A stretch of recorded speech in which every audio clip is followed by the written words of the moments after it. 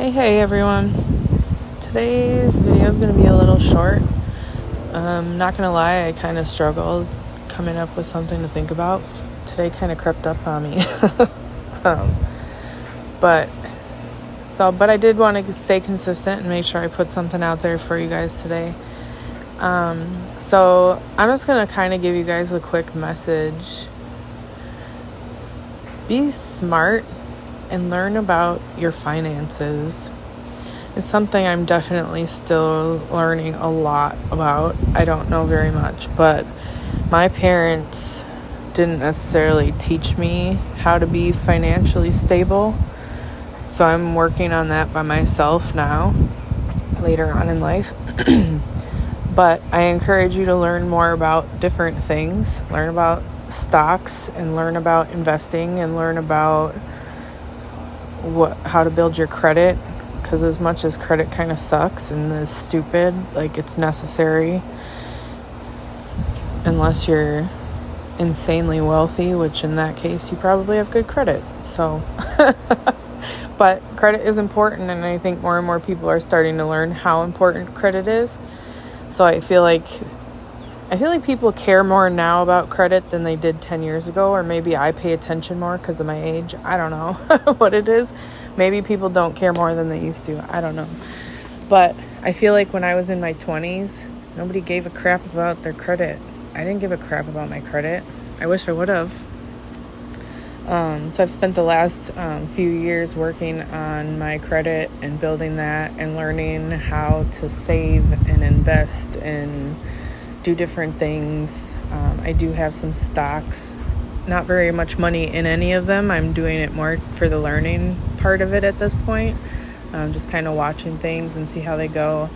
I have a total of $90 invested in, I think, 8 different stocks.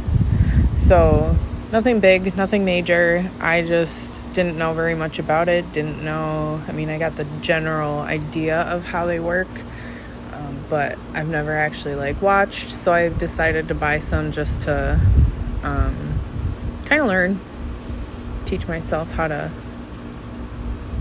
play the stock market, I guess. Also, I have a big investment in my house. I bought my house last March, kind of at the beginning of the housing market incline, I guess. So now, 1 year ago, I bought my house for $245,000.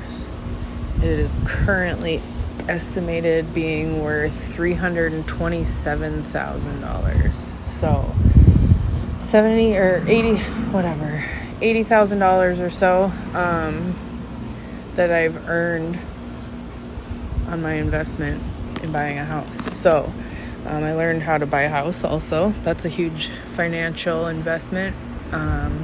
It's going to affect a lot of things in your life, and I'm learning just how much now that I'm a homeowner by myself.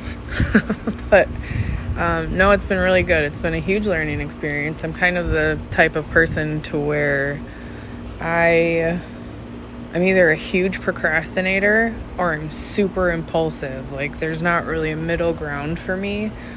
So I think buying my house was probably one of the first times I used balance between the two to make a smart call.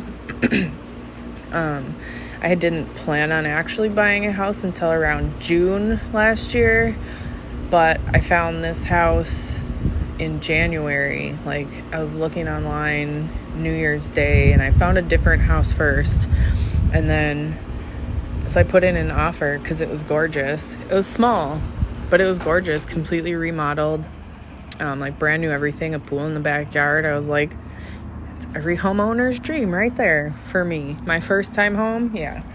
So I put in an offer, didn't get it, but it kind of fueled that, hey, I did this big, huge, scary step already, so why not if I find something else? And then a couple days after that, I found this house, and it was amazing. My kitchen is gorgeous. I'll post some pictures in the video of my house so you guys can kind of see my house. The yard needs tons and tons of work, so please don't judge.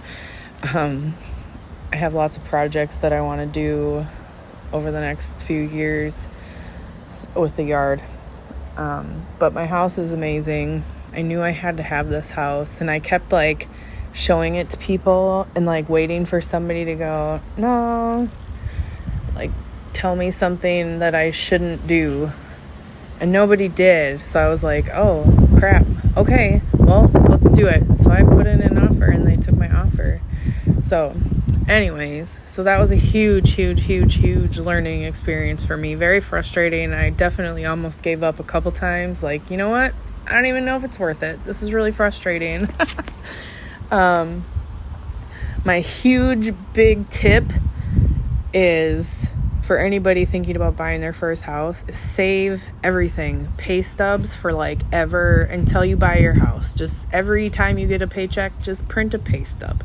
Just save it. You won't regret it, I promise. Also, bank statements, those types of things. Just save any financial documents that affect your income or any types of like things that you're financially responsible for. Just save everything. That's my biggest advice. Save all documents for like ever. That was one of the most frustrating things. Like, they originally had asked me for 3 months worth of bank statements or pay stubs.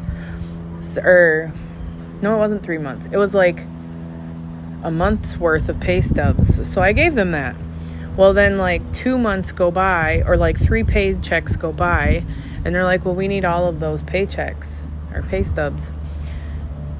So my job at the time wouldn't let you print anything from work. So we could only access the last 2 pay stubs from this little machine we have that'll print you a pay stub. But I needed the 3rd one that was missing. So I had to do a whole bunch of crap just to be able to go somewhere else, to log into my work profile, to be able to print a pay stub. It was the hugest pain in the ass, and I almost just threw in the towel.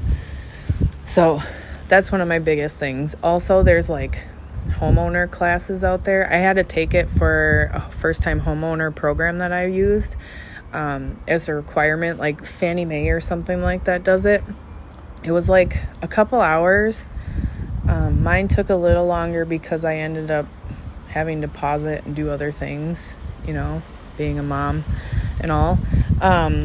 But it was really informative, and I wish I would have done that before I started the home buying process. It has a lot of information in there, and if you're like kind of confused or hazy on the process at all, I would recommend doing it. It's a couple hours. It was free. I didn't have to pay anything for it. Plus, if you do use first-time homeowners programs, they'll require you to take it anyways, so you'll be a step ahead on that.